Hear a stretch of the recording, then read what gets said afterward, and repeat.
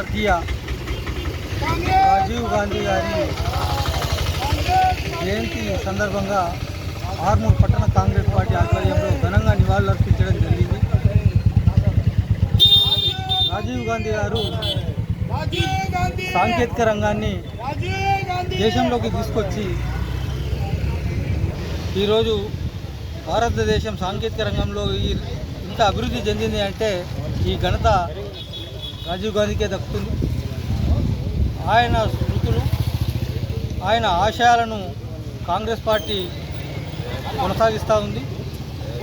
నేటి కాంగ్రెస్ ప్రభుత్వం కూడా రేవంత్ రెడ్డి గారి ఆధ్వర్యంలో రాజీవ్ గాంధీ ఆశయాలు ఉన్నాయో అవన్నింటినీ తూచా తప్పకుండా పాటిస్తూ ఆయనకు ఘనంగా నివాళులర్పించడం జరిగింది.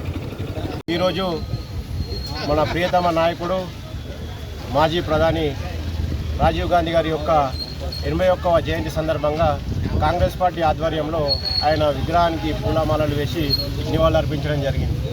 ఈ సందర్భంగా ఈ యొక్క 21వ శతాబ్దంలో మన దేశం ప్రపంచ దేశాలతో పోటీ పడుతుందంటే దానికి కేవలం కారణం రాజీవ్ గాంధీ గారి.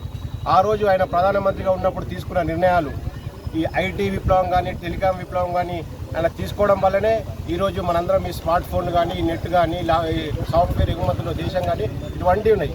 ఒక ఈ టెలికాం ఐటీ విప్లవమే కాకుండా ప్రతి ఫలాలు కింది స్థాయి వరకు వెళ్ళాలని చెప్పేసి గాంధీజీ కలలు కన్నా గ్రామ స్వరాజ్యం సాధించాలంటే గ్రామాల వరకు అధికార వికేంద్రీకరణ జరిగితేనే అభివృద్ధి దోహదపడుతుందని చెప్పేసి పంచాయతీరాజ్ చట్టం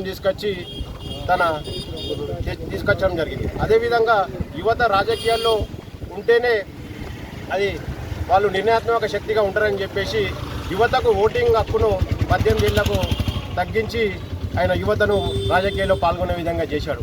అదే కాకుండా ఎన్నో విద్యా సంస్థల్ని స్థాపించాడు. ఇప్పుడు మనం అందరం చూస్తున్నాం, జవహర్ నవోదయ విద్యాలయాలు అతన్ని స్థాపించాడు. ఇలా ఎన్నో ఆయన తీసుకున్న నిర్ణయాల వల్ల ఈరోజు దేశంలో ప్రపంచంలోనే మన దేశం అగ్రగామి దేశాలతోటి పోటీ పడుతూ టాప్ 5 దేశాలలో ఉన్నది. ఈ సందర్భంగా రాజీవ్ గాంధీని మరొకసారి స్మరించుకుంటూ ఆయన యొక్క ఆశయాలను కొనసాగిస్తామని కాంగ్రెస్ పార్టీ ఎల్లకాలం ఆయన యొక్క సేవల్ని కాంగ్రెస్ పార్టీ కాకుండా దేశం కూడా గుర్తుంచుకోవాలని ఈ సందర్భంగా తెలియజేస్తాం.